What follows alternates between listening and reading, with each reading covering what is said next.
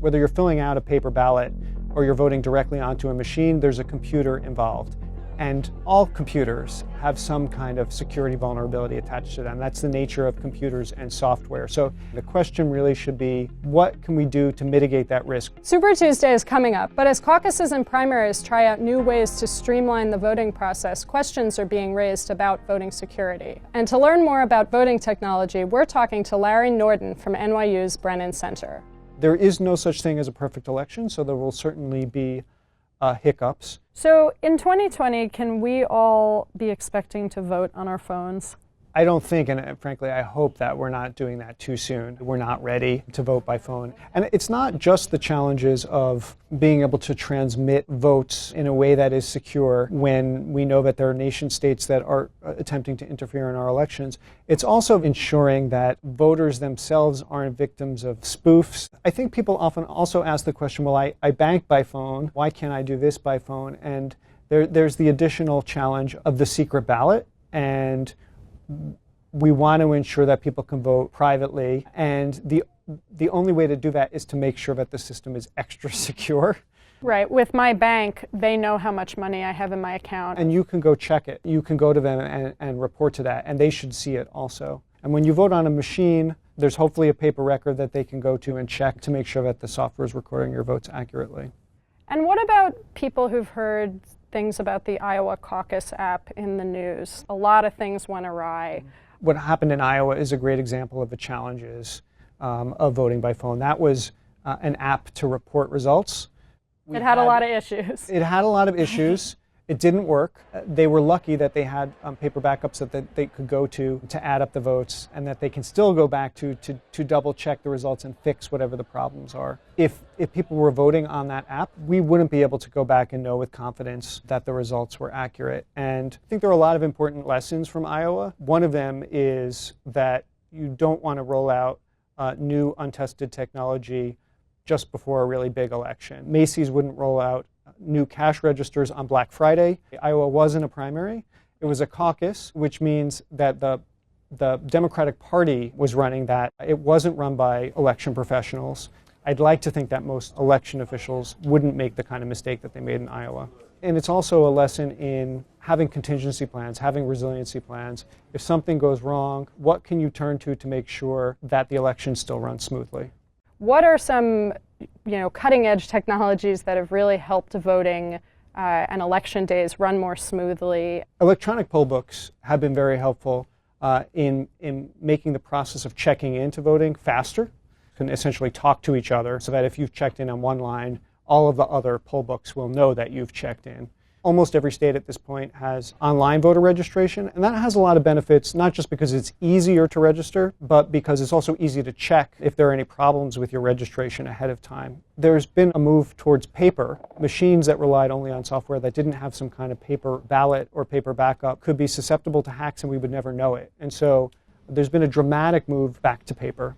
Paper is a pretty impressive technology. It's a very useful technology, and it's very useful redundancy. And for something like voting, where there's a secret ballot, where there's not really any other independent way to check that the tallies that you're getting from the software are accurate, that you need that independent record. A lot of issues or problems or bumps in the road are expected in elections, right? And election officials are prepared for that, trained for that, and know how to react, right? Election officials in general have gotten very good at contingency planning and thinking about what might go wrong. One of the challenges that we have in an age of social media and disinformation is to ensure that every little hiccup doesn't lead to conspiracy theories or the assumptions about why they're happening. So if people have heard that security researchers and security experts have found flaws and problems with voting machines, what would you tell them about what's going on with that? For the most part, all Americans are voting on computers. Whether you're filling out a paper ballot or you're voting directly onto a machine, there's a computer involved. And all computers have some kind of security vulnerability attached to them. That's the nature of computers and software. So the fact that people are able to find security vulnerabilities in them isn't that surprising. The question really should be, what can we do to mitigate that risk? What can we do to make sure that if there is some hack or malware on the system, that we catch it and that we can recover from it? And the big answer for that, frankly, is having a paper backup. The good news on that is that's not hard to do, and there's no reason why we shouldn't be able to do it before the 2020 election. We have the tools to audit if we want to. So currently in the U.S., for this really diverse system we have, what type of oversight is there for the types of organizations and companies that are, selling equipment and the equipment itself? I'd make a distinction between the equipment and the vendors who are selling the equipment. For the equipment, there's some oversight. There is a federal certification process that's voluntary for voting machines, and those have to be, if you want to have a federally certified machine, not everybody does in the United States, but most states use the program in some way. You have to go through a testing process that tests around security and usability and accessibility. Separate from that is the companies who work in our elections, the private companies who work in our elections.